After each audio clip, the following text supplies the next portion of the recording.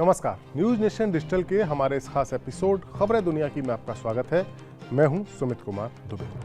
करीब साल भर से मिडिल ईस्ट में इजराइल के साथ चल रही हमास की जंग और हिजबुल्लाह के साथ उसकी तनातनी के बीच शनिवार को सबसे बड़ी खबर आई।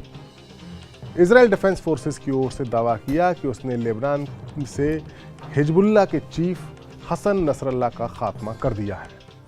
यह अपने आप में बहुत बड़ी घटना है क्योंकि हसन नसरल्लाह वो शख्स था जो मिडिल ईस्ट के पूरे इलाके में बेहद पावरफुल हैसियत रखता था। इजराइल का दावा है कि शुक्रवार को लेबनान की राजधानी बेरूत में की गई एक जोरदार एयर स्ट्राइक में नसरल्लाह को निशाना बनाया गया। उसके साथ उसकी बेटी और भाई की भी मौत हो गई। शनिवार की शाम होते होते हिजबुल्लाह की ओर से भी इस बारे में कंफर्मेशन आ गया कि उनके सेक्रेटरी जनरल हसन नसरल्लाह की मौत हो चुकी है इजराइल के हमले में।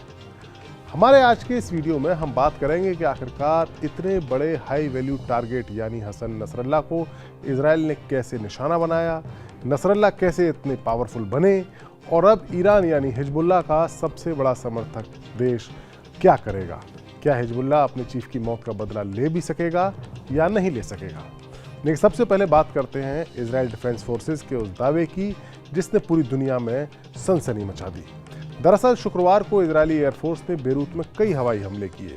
हिजबुल्लाह के हेडक्वार्टर पर भी हमला हुआ जिसमें हसन नसरल्लाह के होने की खबर थी। ऐसी रिपोर्ट्स आती रही कि हसन नसरल्लाह जिंदा है, इस हमले में उनकी मौत नहीं हुई है। लेकिन एक इजरायली अधिकारी ने तब कहा कि उन्होंने जो बम गिराए हैं, जितने बड़े बम गिराए हैं और बंकर भेदी बम गिराए हैं, उसमें नसरल्लाह का बच पाना मुश्किल है। लेकिन बाद में इजरायली सेना ने शनिवार को एक ट्वीट किया और इसकी पुष्टि की। इजरायली सेना ने एक्स पर सोशल मीडिया साइट्स पर एक पोस्ट लिखा और उसमें कहा कि हसन नसरल्लाह अब दुनिया को आतंकित नहीं कर पाएगा। शुक्रवार के हमले ने इजराइल का जो हमला हुआ बेरूत में, उसने बेरूत को हिला दिया। हमले के बाद शहर के ऊपर धुएं के बादल छा गए। हिजबुल्लाह के एक करीबी सूत्र ने कहा कि इजरायली हमलों में 6 इमारतें ध्वस्त हो गई। हिजबुल्लाह और इजराइल के बीच लगभग 1 साल से ये जो जंग चल रही है उसमें बेरूत पर ये सबसे बड़ा हमला था। और सबसे बड़ा हमला होता भी क्यों नहीं, क्योंकि टारगेट पर सबसे बड़ा हिजबुल्लाह का लीडर था हसन नसरल्लाह। हसन नसरल्लाह का मारा जाना इजराइल के लिए एक बड़ी कामयाबी है। साथ ही मिडिल ईस्ट में ईरान के लिए एक बहुत बड़ा झटका है क्योंकि ईरान हिजबुल्लाह के बहाने ही इजराइल पर दबाव बनाता था। नसरल्लाह की मौत से पहले हिजबुल्लाह के कई टॉप कमांडर्स को इजराइल ने ढेर किया था। वहीं लगभग 2 महीने पहले हमास के चीफ इस्माइल हानिया को भी ईरान में घुसकर इजराइल ने मार डाला था। इजराइल की ओर से कुछ तस्वीरें और वीडियो भी जारी किए गए हैं और दावा किया गया है कि ये तस्वीरें नसरल्लाह को मारने के लिए चलाए गए ऑपरेशन के दौरान उसके कंट्रोल रूम की है, इजराइल डिफेंस फोर्सेस के कंट्रोल रूम की है। इजराइल के सीनियर अधिकारी इन वीडियोस में, इन तस्वीरों में इस ऑपरेशन को मॉनिटर करते हुए देखे जा सकते हैं। नसरल्लाह का मारा जाना इजराइल की बहुत बड़ी कामयाबी है क्योंकि नसरल्लाह मिडिल ईस्ट का वो मुस्लिम लीडर था, वो इतने बड़ा लीडर था जिसने इजराइल को पहली और इकलौती बार हार का स्वाद चखाया था। साल 1980 में, हम आपको विस्तार से इसे बताते हैं कि साल 1980 के दशक में इजराइल ने लेबनान के एक हिस्से पर कब्जा कर लिया था, दक्षिणी लेबनान पर, जिसके खिलाफ शिया मिलिशिया, हिजबुल्लाह और बाकी मिलिटेंट ग्रुप जो थे उन्होंने संघर्ष करना शुरू किया।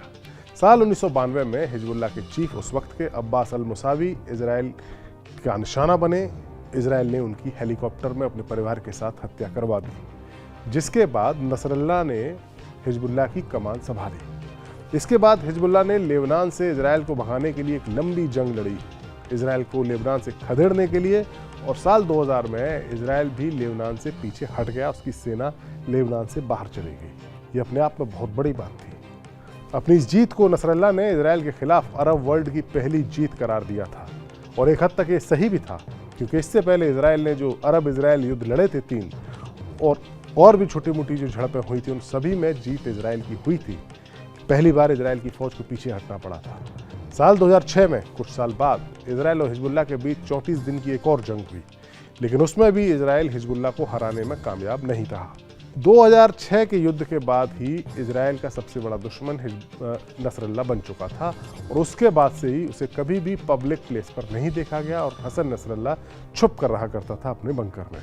अपने लड़ाकों के साथ संवाद के लिए हसन नसरल्लाह के वीडियो मैसेजेस जारी होते थे, 19 सितंबर को उसने अपना आखिरी भाषण दिया था, जो कि वीडियो मैसेज के जरिए दिया गया था, जिसमें लेबनान में जो हाल ही में पेजर विस्फोट हुए थे उसे इजराइल द्वारा युद्ध की घोषणा हसन नसरल्लाह ने बताया था। और वाकई में अब हसन नसरल्लाह की मौत एक बड़े युद्ध की ओर इशारा कर रही है। अब सवाल यह है कि नसरल्लाह की मौत के बाद ईरान क्या करेगा। ईरान और नसरल्लाह का क्या संबंध है, इसके बारे में आपको बताते हैं। दरअसल साल 1979 में जब इस्लामिक क्रांति हुई थी ईरान में, उसके बाद से ईरान ने लेबनान में हिजबुल्लाह को मजबूत करने में बेहद अहम भूमिका निभाई।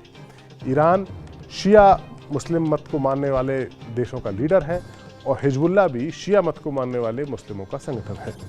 हिजबुल्लाह को ईरान का ही एक पावरफुल प्रॉक्सी माना जाता है और चूंकि लेबनान की सीमा इजराइल के साथ मिलती है, लिहाजा हिजबुल्लाह को इजराइल के खिलाफ ईरान का ट्रम्प कार्ड कहा जाता था।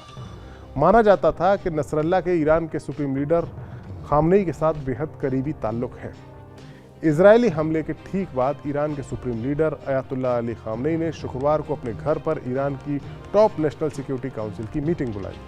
न्यूयॉर्क टाइम्स की खबर के मुताबिक उसने 2 अधिकारियों से बात करी है ईरान के, और उनके हवाले से जो खबर दी है उसके मुताबिक बैठक में साउथ बेरूत में हिजबुल्लाह के हेडक्वार्टर पर हुए इजरायली हमलों पर डिस्कशन किया गया और उसके बाद ही बैठक बुलाई गई। एक खबर यह भी आई कि नसरल्लाह की मौत की खबर आने के बाद ईरान में सुप्रीम लीडर को तुरंत किसी महफूज जगह पर शिफ्ट कर दिया गया है।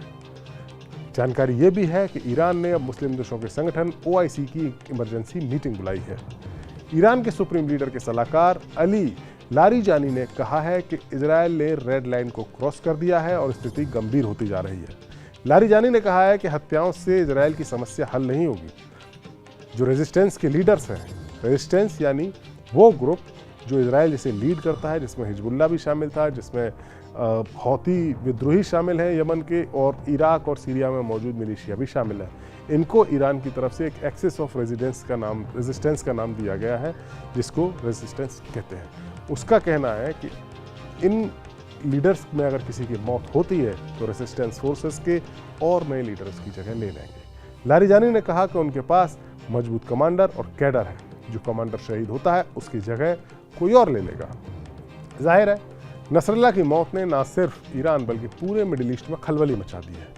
अब मसला ये है कि अगर ईरान इस मौत का बदला लेता है तो फिर इजराइल के साथ उसकी सीधी जंग छिड़ सकती है, जिसे ईरान अवॉइड कर रहा है, जबकि इजराइल चाह रहा है कि ईरान के साथ उसकी जंग हो जाए, क्योंकि ऐसा होने पर अमेरिका के साथ भी उसकी जंग छिड़ जाएगी। क्योंकि अमेरिका भले ही लेबनान में हो रहे इजरायली हमलों की जानकारी ना होने का बहाना बनाता है, लेकिन सच्चाई ये है कि मिडिल ईस्ट में उसकी फौज का एक बड़ा हिस्सा इजराइल की हिफाजत के लिए मौजूद है। इसी से इजराइल को इतनी हिम्मत मिलती है कि वो खुलकर ताबड़तोड़ हमले कर रहा है। बहरहाल अब देखना होगा कि नसरल्लाह की मौत का कोई इंतकाम लिया जाता है या नहीं, और अगर लिया जाता है तो इंतकाम कौन लेगा, खुद हिजबुल्लाह या ईरान या कोई और रेजिस्टेंस फोर्स का गुट।